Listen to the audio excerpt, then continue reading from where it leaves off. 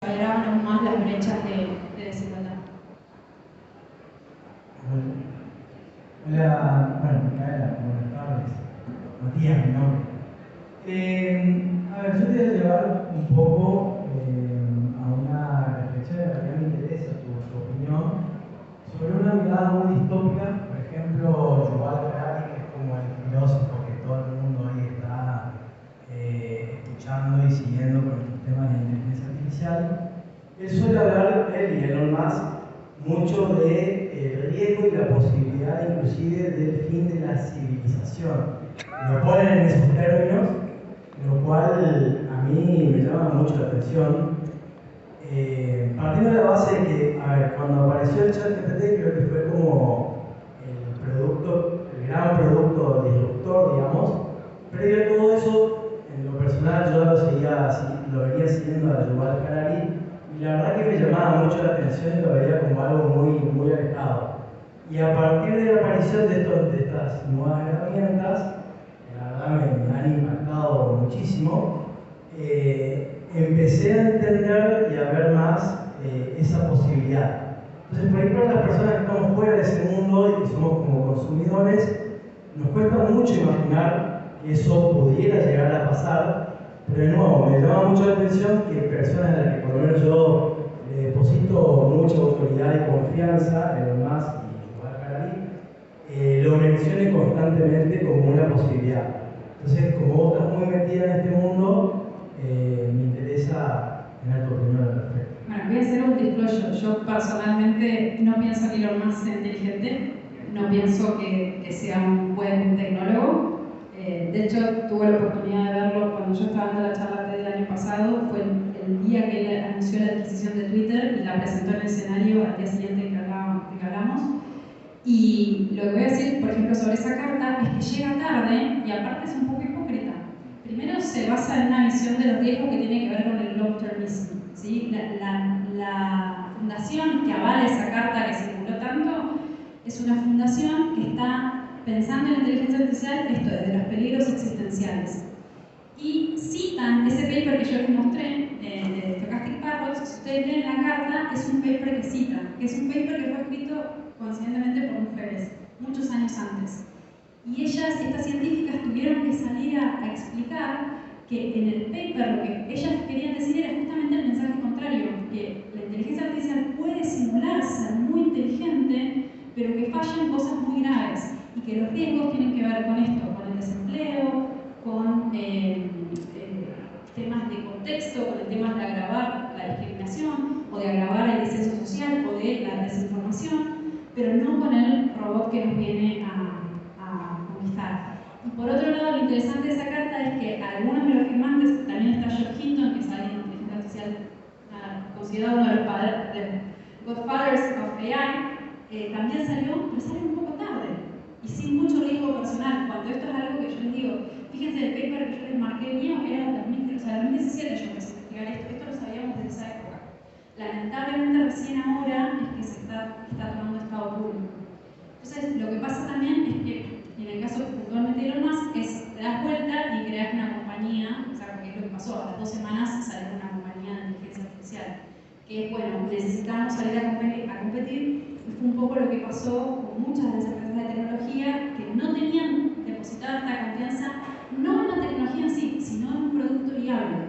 Entonces, lo que los sorprendió, de hecho, a muchos, y un poco más sobre el tema de Midjourney, es cómo pudieron encontrar un público y un producto viable que pudiera ser comercial. Entonces es como que empezás a ver como todo este fondo un poco más complejo de lo que está pasando. O sea, también, en realidad mi pregunta iba más que nada.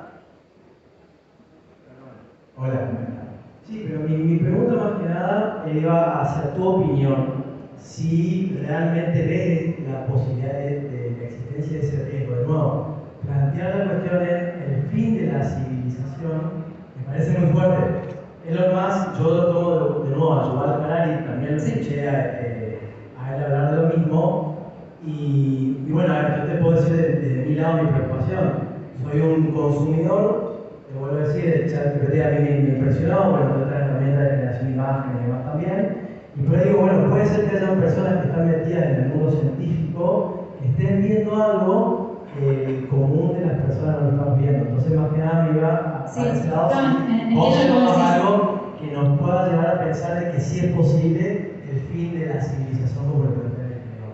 Es que depende cómo definas el fin de la civilización, porque para mí no es el Terminator, lo que decía él, de la cantidad de gente que hoy se va a terminar cayendo de la brecha de pobreza, o la gente que ya está padeciendo esta tecnología porque está teniendo que tener trabajos precarizados viendo imágenes de pornografía o de violencia. Entonces, para mí es esto, es el algoritmo funcionando como jefe cuya performance, el trabajador de Amazon, está siendo evaluada por ese algoritmo. Entonces, para mí, antes de llegar a ese escenario de extinción del que hablan, o de la superinteligencia que se escapa del laboratorio, está tapando los riesgos más concretos y esenciales de lo que está pasando ahora. Un poco esa es mi visión. No quiero tomarle más espacio a los próximos expositores, así que bueno, muchas gracias.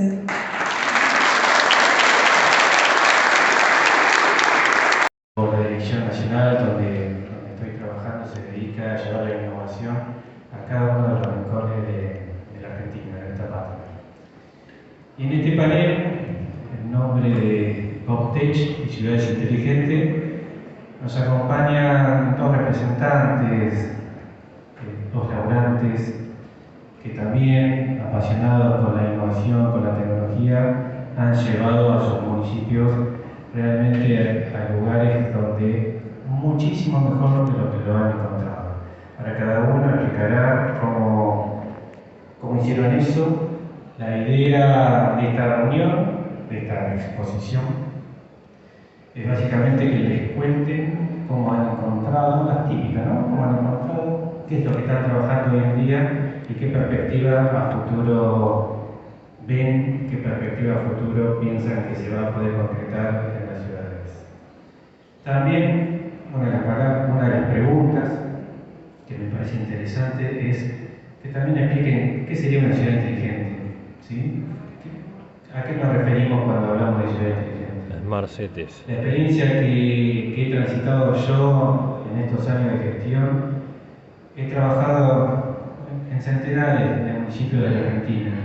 La Argentina es muy vasta, muy extensa, los municipios son de todo tipo, chiquitos, grandes, ordenados, desordenados, hay absolutamente de todos. Pero hemos encontrado tres características, ¿sí?, que hacen que los proyectos funcionen, más aún los proyectos de innovación. Por supuesto, la primera característica es una gran voluntad, una gran decisión de llevar esto adelante. ¿Sí? Si no hay desde el número uno hacia que ordene en la pirámide organizacional a todos esta decisión de ir para adelante, de patear puertas, de hacer las cosas que realmente todos los días tenemos problemas y todos los días interactuamos todos nosotros con el Estado, en nuestro rol de ciudadano, sabemos de la burocracia que hay. Y esa burocracia del programa de transformación pública digital que llevamos adelante, nosotros lo que buscamos es que exista la burocracia, porque con la burocracia hay control, hay seguimiento, pero que esa burocracia sea invisible. ¿Cómo hacemos eso? Con la tecnología. Número uno, gran decisión política. Número dos, un equipo de trabajo, como todo, las cosas sencillas. Si dentro de cada uno de los municipios no existe un equipo de trabajo, esto no funciona.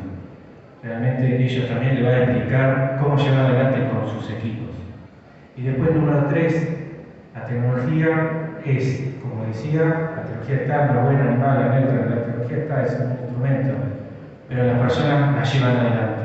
Entonces hay que trabajar siempre con el capital humano, siempre con todos adentro, que estén convencidos de que esto es un beneficio tanto para su organización, que es un municipio, y tal como es un municipio, por lo tanto, parte del Estado. Por lo tanto, si nosotros tenemos bien al municipio, si nosotros tenemos esta burocracia invisible, si nosotros hacemos bien las cosas, por supuesto, siempre beneficiados el ciudadano, y ante ello nosotros hay que trabajar.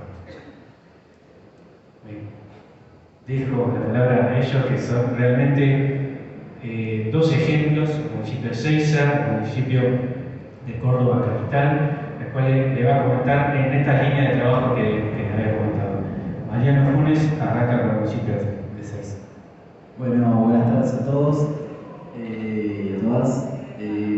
Voy a contar una pequeña historia de cómo desde el inicio, cuando me llamaron o me convocaron para poder empezar a trabajar en informática, en bases operacionales en Ezeiza, y después cómo logramos ir subiendo de a poco de nivel en todo lo que sería los estratos de las telecomunicaciones y de la informática.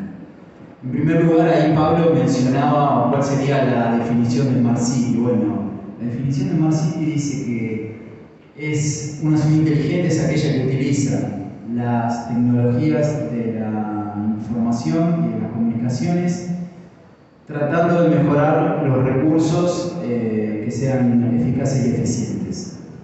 Es una definición bastante abstracta y genérica.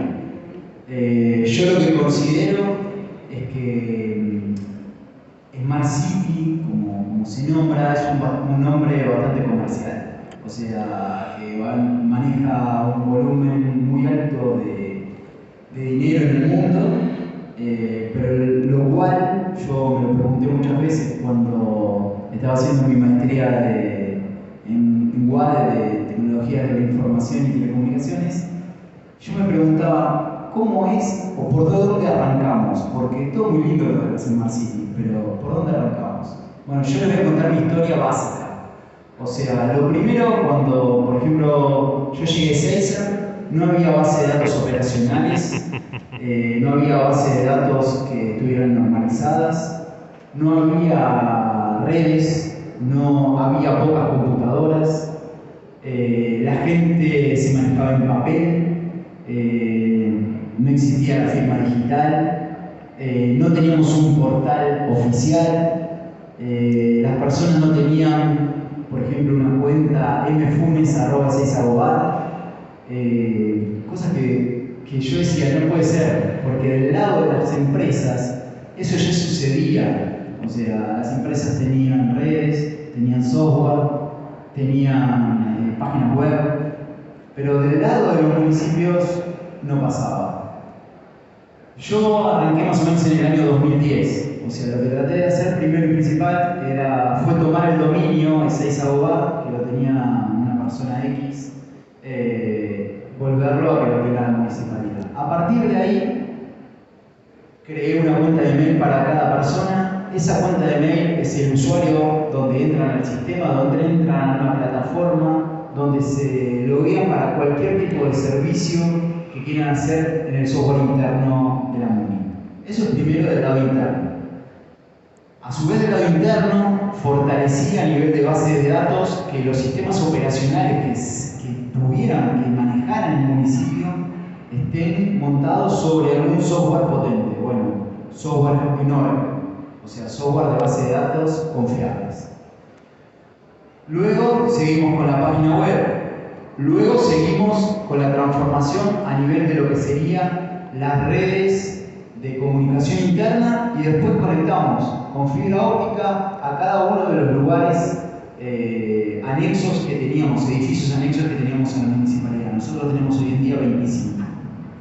Eso fue en el transcurso, todo eso me llevó casi 5 años. O sea, en el transcurso de esos 5 años se logró. O sea, yo cuando logré eso dije, bueno, pero en sí no tengo nada. Después de eso, a nuestro intendente lo nombraron ministro de Seguridad en la Gobernación, y quedó a cargo como un intendente interino. Ese intendente vino y me dijo un día, la parte de informática, la parte de sistemas es el alma del municipio. Yo le dije, no es el alma, es el corazón. Porque si no está sistemas, si no está informática, si no está telecomunicaciones, esto no funciona. Entonces, ahí empezaron a mirarlo desde otra manera. ¿Eso qué sucedió? O sea, sucedió que, por suerte, vino una nueva generación de tipo de gobernantes, al hijo de Alejandro, o sea, que es Gastón. Gastón Granados lo que nos dijo es, tratemos de lograr todo lo que se puede en innovación. Y ahí comenzamos. Entonces, ¿Cómo comenzamos? El primer paso para comenzar fue simple. Hagamos una planificación estratégica y mirámonos como un Smart City a ver en qué posición estamos. Bueno, nos medimos, sacamos un 301. Un 301 es bueno, es malo, no sé, Barcelona en ese momento tenía un 765, Cava tenía un 550, pero la Ciudad de La Plata tenía un 201, o sea, estaba uno menos que nosotros, entonces dijimos, bueno, tan mal no estamos. No importa, yo creo que ese momento es el momento de sincerarse, es decir, no tenemos todo esto, nos falta todo esto, pero es el momento de empezar y arrancar. Bueno, eso fue en el año 2017-2018. Nos medimos a través de 300 indicadores cualitativos y cuantitativos que nos dicen desde qué cantidad de personal tenemos, cuántos son hombres, cuántos son mujeres, cuántas computadoras tenemos, o sea, está enfocado en ambiente, seguridad, salud, innovación, gobierno abierto, o sea, lo importante era medirse.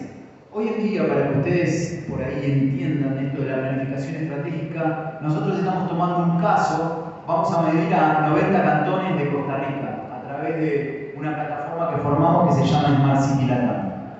O sea, el mundo quiere medirse, el mundo quiere hacer una planificación estratégica para poder avanzar, porque los proyectos salen de esa planificación estratégica. No hay otra forma. A partir de esa medición que surgió en el 2018, nosotros dijimos, bueno, tenemos que ser un gobierno abierto, tenemos que tener una plataforma digital, tenemos que tener, no puede ser que tengamos un sistema de expedientes obsoleto. Bueno, ahí nos encontramos con Nación y pusimos GDE, ¿sí? Ahí nos encontramos con Nación y pusimos firma digital. O sea, ¿por qué? Porque hay algo bueno que quedó entre las transiciones que hacen de gobierno nacional a gobierno nacional, es que, por ejemplo, del gobierno de la gestión anterior desarrollaron GDE, pero lo bueno fue que el gobierno que vino ahora lo tomó y lo siguió y lo hizo seguir funcionando. Entonces, y lo replicó a más municipios y a más gobiernos provinciales y a más y al gobierno nacional, porque los decretos que salieron en pandemia todos salieron por GDE. Entonces, yo creo que ese es el camino, o sea, al Estado le cuesta.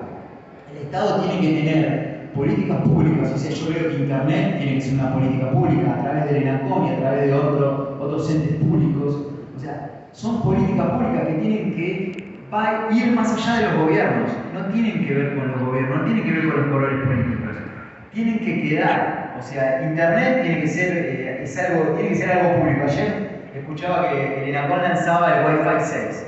Ok, no sé, ojalá suceda. Yo lo que digo es que la política pública que pone un Estado tiene que continuar y tiene que continuar en forma lineal, desde la nación a la provincia y a los municipios. O sea, no hay otro camino, no tomen otros caminos.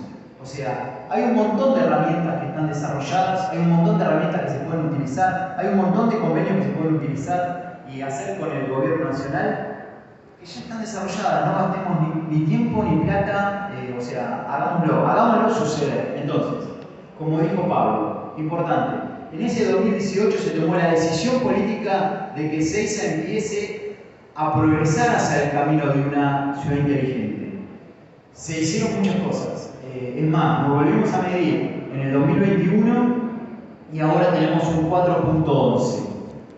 Muchos dirán, ¿avanzaron solamente un punto? Avanzar un punto es un montón. O sea, es un montón porque realmente se hacen muchas cosas, se desarrollan en muchos equipos de trabajo, muchas veces no se tienen los recursos, pero bueno, nosotros por lo menos podemos decir que tenemos una malla de fibra óptica con cableros locales, con las telcos como Telecom, Telefónica, Telecentro, cableros locales como Fullnet, cableros locales como Secom, cableros locales como FIC, que nos hicieron hacer hasta que tengamos una infraestructura de comunicaciones buenas, que nosotros nos podamos conectar, que tengamos una buena red, una buena intranet, una buena extranet. Por el otro lado, que tengamos una buena plataforma digital. Todos nuestros software son potentes, o sea, no tenemos que depender de terceras partes para para poder desarrollar y hacer modificaciones. Nosotros lo hacemos. A su vez, hoy día tenemos tableros de gestión donde mostramos todos nuestros datos, desde presupuesto, ingresos, egresos, cash flow. Lo que ahora estamos en el camino es de ser un poquito más abiertos, o sea, un gobierno abierto. ¿Por qué? Porque gobierno abierto no solamente es decir, muestro datos, es mostrar datos y que los programadores y que los emprendedores utilicen esos datos. O sea, acá en Cava sucede porque, por ejemplo, hay un montón de datos del subte, hay un montón de datos que pasan las telcos, bueno, eso todavía nosotros no lo logramos. ¿Qué aplicamos? Bueno, ahora estamos en la etapa de aplicar sensores. Estamos sensorizando toda nuestra tasa de fibra óptica. Pero todo eso lleva tiempo, lleva costo, y este año es de elecciones, así que bueno, el año que viene creo que continuaremos. Cerrando un poco, yo creo, como hace poquito de una charla en Entre Ríos, lo que dije es, la parte de la transformación digital ya llegó. La transformación digital, como dijo la chica del panel anterior, ya está. O sea, yo comentaba justo con Milagro, que vino a acompañarme, con Pablo, que yo hice mi tesis en el año 1998, mi tesis de grado. Y yo le hablaba a un programa que tenía IBM que se llamaba Voice, el cual replicaba todo lo que yo decía. O sea, a ver, hay herramientas que vienen de lejos, hay herramientas que hace mucho que se están desarrollando. Lo que pasa es que ahora están entre nosotros. El tema es, eso tiene que estar regulado, eso tenemos que saber cómo utilizarlas, eso tenemos que utilizarlas, como hoy dijo el que la creó, para el bien. Así que bueno. Yo creo que está todo por desarrollarse en nuestro país, en nuestros municipios, en nuestras provincias. Argentina creo que tiene mucho por hacer. Bueno, muchas gracias. Gracias, Mariano. Impecable. Esta herramienta no es conocida o no la están utilizando. Entonces, hay herramientas, hay que tomar el valor y hay que llevarlas adelante. Ale, tu turno. Bueno, Alejandra Torres, comentaba del municipio de Ciudad Córdoba, capital, le va a contar su experiencia y cómo ha llevado al municipio, la verdad que con poco tiempo, ¿sí?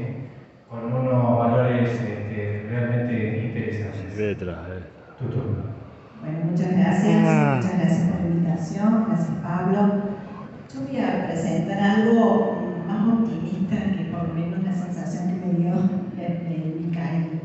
O sea, todo tiene su riesgo, pero yo les voy a mostrar una posición mucho más optimista, porque es lo que me parece que hemos logrado desde Córdoba Capital en 3 años y 5 meses que estamos en gestión. Yo voy a compartir con ustedes una presentación, espero no aburrirlos. Bueno, todos saben dónde está Córdoba, pero si no lo saben, estamos en el centro de la provincia de Córdoba, la capital. Y lo simpático que tiene Córdoba capital y lo desafiante que tiene es que tiene una superficie de 576 kilómetros cuadrados, una de las más importantes, más grandes, más generosas, no solamente de América Latina, sino yo les podría decir como la segunda, después de Moscú, el resto de Europa y de Latinoamérica. Y eso hace, para que uno tome una dimensión del tamaño de esta jurisdicción, capital entraría 3 veces en la jurisdicción territorial del municipio de Córdoba. Wow. Tenemos aproximadamente, porque todavía no está bien definido, pero es 1.600.000 habitantes. No tenemos el último dato del censo, pero estamos en esos números. Pero lo más complicado que tiene Córdoba capital es la densidad poblacional, que es 2.2 densidad poblacional. ¿Y eso qué hace? Que es todo un desafío llegar con eficiencia y eficacia a cada uno de los rincones que componen los distintos barrios que integra Córdoba capital. Uno tiene que saber, cuando uno está en la gestión de un municipio, que el municipio es netamente gestión. Vos salís de tu casa y tu vecino se preocupa o te cuestiona cómo levantaste la basura, cómo reciclaste las luminarias, el transporte, las cloacas, el desagüe, es gestión pura. Todo el tiempo tenés que gestionar. Por lo tanto, para nosotros fue un auxilio y una necesidad el tema del Internet. Hoy, fundamentalmente, que es su día, para nosotros es, siempre dice el intendente, no podemos abordar eficientemente la gestión de la ciudad de Córdoba si no tenemos conectividad. Y eso fue lo que hicimos a partir del primer día de la gestión. Yo quiero compartir con ustedes un pequeño video, no dura mucho, pero un poco para saber por qué hicimos lo que hicimos desde Córdoba, que tiene que ver con esta situación. En la antigüedad, los metales. Hoy podemos hablar de efectivo, tarjetas y en el futuro, ¿por qué no?, de criptomoneda. Antes, el teléfono era grande, muy costoso hacer una llamada. Hoy son livianos y existen diversas formas para comunicarnos. Airbnb, una de las mayores empresas de turismo del mundo, no tiene ni un solo hotel. Spotify puso en jaque a las discográficas. Netflix lo hizo con los videoclubs y Booking con las agencias de turismo. Google inutilizó las páginas amarillas. Las redes sociales le disputan las audiencias a los medios de comunicación tradicionales. Uber obliga a las empresas de taxi a replantear su servicio. Los smartphones opacaron a las empresas fotográficas. Tesla le disputa el concepto a las tradicionales fábricas de automotrices. Waze neutralizó los GPS. La nube nos permite guardar información sin necesidad de contar con pendrive. Entonces, la pregunta es, ¿cuánto tiempo crees que puede durar tu organización así como está? Así fue que eso fue nos preguntamos el 10 de diciembre de 2019. ¿Y qué encontramos cuando asumimos una municipalidad que tenía, no es para castigar el pasado, nada, solamente una construcción de línea de base, diríamos los técnicos? Era una municipalidad que tenía totalmente paralizados los servicios y para tener una idea no podíamos pagar ni siquiera el correo electrónico, el correo postal. Es decir, no podíamos llegar al ciudadano ni siquiera con la notificación de una multa, de una infracción o bien con un impuesto o una tasa municipal. A su vez, teníamos un problema serio que además de los proveedores de la carta de pago, teníamos un problema que era totalmente desconectado, no había prestación de servicios. Prácticamente, para que ustedes tomen una idea, solamente el 10% de los distintos trámites que hoy actualmente relevados son más de 270 trámites municipales que llevamos adelante, solo 10 estaban digitalizados. Hoy tenemos más de 100 digitalizados. Y por último, existía una ausencia total de manuales de procedimientos. No había ningún sistema claro. Yo quería hacer un trámite de licencia de conducir y yo no podía estar yendo al edificio central de una cosa. Los distintos organismos desconcentrados de la municipalidad, que nosotros les llamábamos a los centros comunitarios, los CPC, podían tener otra información. Por lo tanto, lo que hacía el vecino era concurrir de un lado hacia otro sin poder obtener la conclusión de su servicio y sobre todo, especialmente, perdiendo tiempo. Hay un documento del Banco Interamericano, para mí fue mi Biblia cuando comencé todo este proceso de modernización, que comencé ya en la provincia, y es el fin del trámite eterno. Este documento, que es del Banco Interamericano, es una investigación de todas las administraciones públicas de América Latina y el Caribe, y cuenta que en promedio una persona para realizar un trámite en un organismo público demora como en promedio 5 horas, y que el 20% de esos trámites la persona debe cumplir para concluirlo 3 veces. O sea, yo decía, 15 horas de mi vida yo tengo que destinar exclusivamente para ver si concluyo un trámite dentro de la administración pública municipal. Por esta razón, el 10 de diciembre empezamos nuestro proceso de transformación.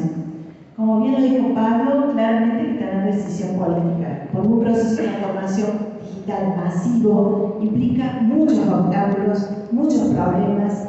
Hay que abordar y mitigar muchas diferencias, no solamente con los agentes agentes públicos, sino aún con nuestros propios colegas funcionarios públicos. Por lo tanto, la decisión política que tenga la visualización clara de un plan a seguir para llegar a alcanzar una meta especificada es fundamental. Por eso construimos el plan de metas, que es un plan de gobierno donde cada área tiene con claridad el camino que debe recorrer para llegar a algún objetivo, que sí era para nosotros ser una ciudad inteligente, que después si quieren abordamos qué es una ciudad inteligente para Córdoba Capital.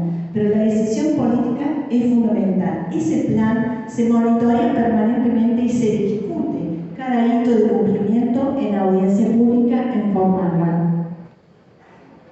La decisión política era tal y el intendente la tenía tan clara que la debía hacer visible y explícita a todos los funcionarios que integraban su gabinete, que el primer día de Asunción, siendo que la municipalidad está en un proceso difícil económicamente, decidió mandar la ordenanza de adhesión a la ley provincial de simplificación y modernización de la administración pública. Esta ley, en 1618, que fue promovida cuando yo era secretaria en la gestión provincial, que tenía a mi cargo un cargo parecido, un área parecida, Secretaría de Planeamiento y Modernización de la provincia de Córdoba, fue concebida con el objetivo de poder diluir todos los obstáculos legales que cada vez que yo abordaba un proceso de simplificación en un área determinada, había una normativa legal o un abogado, un colega mío que me decía no se puede. Por eso esta ley se llama Ley Sí, porque es la ley que dice claramente, mira, sí se puede. Si vos te adherís o vos asumís que esta es tu ley, tu conducción, podés realizar una serie de trabajos y una serie de modificaciones para abordar este proceso de modernización. Adhiriéndonos a esta ley sí, como ya la provincia tenía el ciudadano digital, que es identidad digital, nosotros podíamos adoptar esa herramienta digital y de esa forma llegar a cada uno de los vecinos dentro de la Municipalidad de Córdoba, no solamente notificándole las multas, las infracciones, sino también acercándole todo lo que fuera cedulones tributarios a los fines de poder lograr una recaudación que nos ayudara en el difícil momento que nosotros transitábamos. Así que ese ciudadano digital se convirtió en vecino digital. Cuando nosotros empezábamos, teníamos 100.000 vecinos que tenían identidad digital y hoy llegamos a 1.100.000 vecinos que cuentan con esta identidad, que es una forma de validar tu persona con el RENAPER, que machea si sos quien dice ser que sos, y además machea un tema no menor, que si esa persona está fallecida o no está fallecida. Y después les cuento por qué ese tema es tan importante a los fines de realizar otros trámites de mejorabilidad de la gente.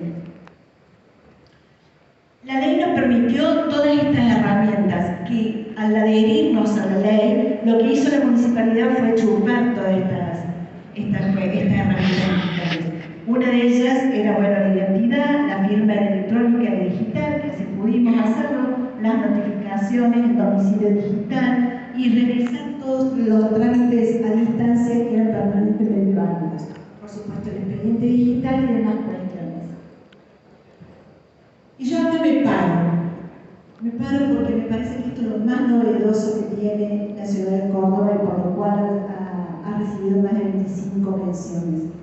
Todos estos logos que ustedes pueden ver en pantalla, que son todos y casi todos los trámites digitales que hoy tenemos a disposición del ciudadano, por lo cual la municipalidad, en virtud de esto, está abierta los 7 días, las 24 horas, y uno puede realizar distintos trámites, como la licencia del carnet de conducir digital, la habilitación de negocios, los permisos de construcción, etcétera, etcétera, se hacen en alianza público-privada. Y eso me parece que es una novedad que tiene Córdoba.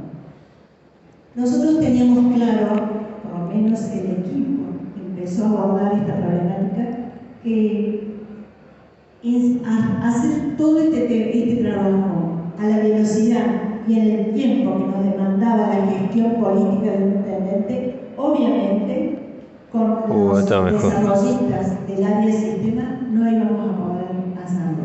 Necesitábamos buscar una estrategia diferente. Por eso abordamos la estrategia de GovTech, es decir, en alianza con los emprendedores digitales, los emprendedores de base digital o base tecnológica. Era un tema para nosotros fundamental porque ellos no solo nos daban respuesta a una necesidad de un trámite determinado dentro de la municipalidad, sino que a su vez trasladaban toda esa innovación, disrupción, esa creatividad que muchas veces en el ámbito del sector público. Yo llevo en esto 30 años y 40 años en el sector público. Sé que a veces nos encontramos adormecidos o en situaciones de confort y no nos queremos movilizar. Por lo tanto, inyectar una estrategia externa a esta dinámica de la administración pública generó mucha innovación, creatividad y mucho entusiasmo, a diferencia de otros comentarios que he escuchado, mucho entusiasmo de los agentes públicos, porque dejaban de ser simples procesadores o a veces agentes que lo único que hacían era colocar un sello para empezar a compartir una estrategia digital muy novedosa. Cada uno de estos logos, atrás hay un emprendedor digital que sea aliado con la Municipalidad de Córdoba y por lo tanto en 3 años y 4 meses que llevamos aproximadamente en el gobierno hemos podido realizar este cambio. No solamente es un cambio de estrategia de poner al verdaderamente vecino en el centro de nuestra atención. Nosotros no queremos que el vecino pierda su tiempo yendo a la municipalidad o que reciba una atención que le diga para hacer este trámite hoy tenés que traer esta documentación y mañana seguramente vas a tener que traer otra. Acá hay una posición activa del agente público que digo a través de una herramienta digital, mira, si yo ya tengo la información, yo la voy a buscar conectándome con las bases de datos. Por ejemplo, si ustedes van al registro civil a pedir un turno de casamiento, yo olvídense que no me voy a la casa, pero luego ya basta esa situación una sola vez. Pero ¿qué te dice la funcionaria? Traerme un acta de una partida de nacimiento actualizada. Si vos lo pensás un minuto, vos le decís, vos me pedís a mí una partida de nacimiento actualizada cuando vos sos el registro que registrás las actas, las partidas de nacimiento, así como otros hechos vitales. Pues esto es una locura. Bueno, eso sucedía. Eso sucedía. Hoy no sucede más porque entendemos que ese funcionario que le decía, trae la partida el acta de nacimiento actualizada, trae la de los testigos, trae, era un cadete de la administración pública. Hoy nos comunicamos con las distintas bases de datos y chupamos la información de esa base de datos. Somos todos agentes públicos, nos comunicamos entre bases de datos que son públicas y obviamente con los principios, como buena abogada que soy, y con el respeto de la ley que merece y los acuerdos de confidencialidad que hemos acordado. Pero yo me comunico con Registro General de la Propiedad para saber si tal ciudadano vino a pedirme un permiso de construcción de una unidad familiar. Yo le veo si su terreno está a su nombre y si no, comunicándome con el Registro General de la Propiedad. Yo no necesito que los jubilados y los pensionados vayan a hacer la prueba de fe de vida y que hagan largas colas en el Banco Provincia de Córdoba. Porque yo le mando cada 48 horas la base de información de todos los fallecidos y se sabe perfectamente que tal persona no puede cobrar más porque falleció. ¿Qué nos pasaba antes? Teníamos estafas, gente que está en la cárcel, cometían estafas permanentemente a pesar de todas las diligencias que podían tomar los bancos, porque no los herederos o algún vivo cobraban las pensiones o las jubilaciones de personas fallecidas. Pero hay otro punto fundamental acá. Primero nosotros al asumir en marzo, el 20 de marzo, vinimos con la pandemia, en Córdoba nos anunciaban en la reunión de gabinete de la municipalidad que teníamos que entrar en pandemia, estábamos en pandemia, que teníamos que regresar a nuestros hogares y que de nuestra casa deberíamos realizar una serie de trabajos. Nosotros aprovechamos esa situación de pandemia, a pesar de lo dolorosa y todavía quizás no visible de las secuelas que produjo ese periodo tan duro, pero aprovechamos para abordar el proceso de forma más rápida, porque muchos de los obstáculos, quien me decía tantas veces no se puede hacer el proceso de digitalización, o trae tanto riesgo, o tenemos tales inconvenientes, o esto va a separar a la gente de su trabajo, etc., dejaron de decirme eso y pude abordar el proceso de forma rápida, disruptiva, dinámica, para darle el servicio a la gente.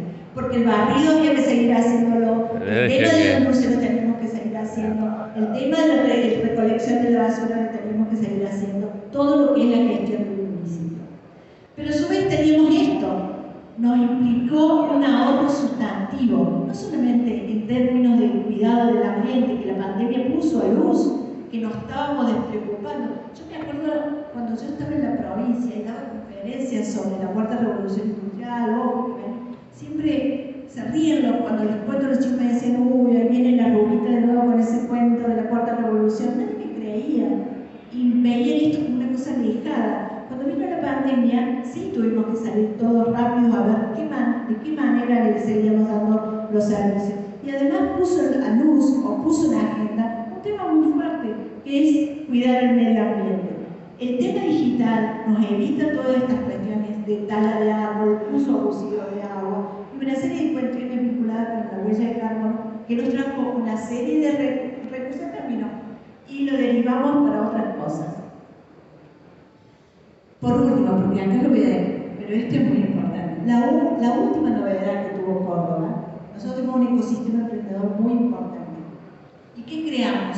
Gracias al apoyo de organismos internacionales en cuanto a la parte técnica, pero con una contribución automática de los recursos que toma la Municipalidad en materia de industria, comercio y servicio.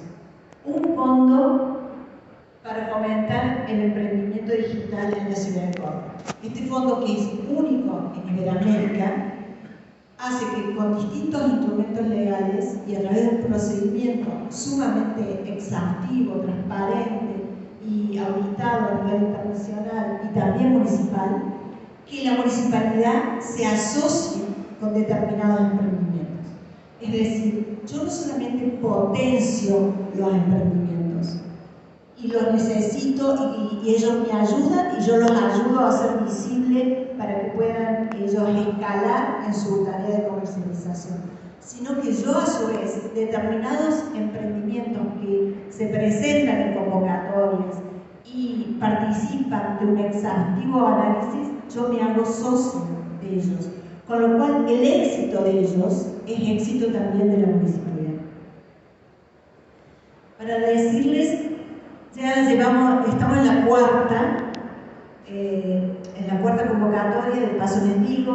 Hay posibilidad de presentarse hasta el 31 de mayo, emprendimientos no solamente de nivel local, nacional, sino también pueden ser de otros países, en la medida que tengamos una sede en la ciudad de Córdoba. Ya tenemos 10 emprendimientos invertidos, nunca invertimos más del 10%, y el BitLab también invierte un porcentaje en esos emprendimientos en función de lo que nosotros identificamos. Estos son 10 emprendimientos que hoy ya dan servicios a la ciudad de Córdoba y también prestan servicios a otras ciudades. El porcentaje de cada una de las inversiones, llevamos más de $1.117.000 invertidos. El 85% es de la municipalidad y el 15% invierte a través de otro instrumento legal, el BitLab. Y yo con esto, a pesar que tengo mucho más que tiene que ver con Córdoba, la ciudad inteligente, Córdoba es una ciudad inteligente, pero no solamente la tecnología. Córdoba es una ciudad inteligente porque realmente pone al vecino en el centro de nuestro trabajo. Y el vecino es el que me indica, a través de herramientas tecnológicas y su participación a través de la guía de trámites, hacia dónde yo debo abordar el nuevo proceso de reforma. Además hay un proceso cultural, hay un proceso de ambiente. Córdoba es sede del Congreso Mundial de Ambiente, Economía Circular, porque estamos preocupados. Y bueno, y con esto, para mí todo eso es una acción equilibrada. Gracias. Muchas gracias.